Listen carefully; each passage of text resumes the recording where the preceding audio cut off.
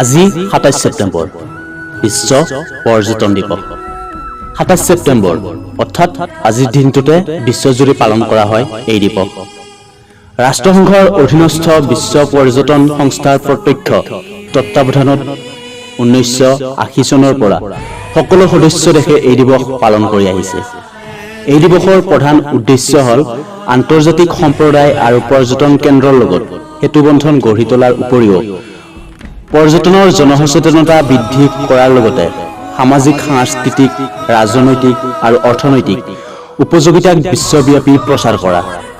আজিৰ দিনটোতে পৰ্যটকসকলৰ বিভিন্ন অঞ্চল ভ্ৰমণেৰে তেনে অঞ্চলসমূহৰ ভূগোল, কৃষ্টি সংস্কৃতি, লোকাচাৰ সন্দৰ্ভত জ্ঞান আহৰণ কৰিবলৈ উৎসাহিত কৰা হয়।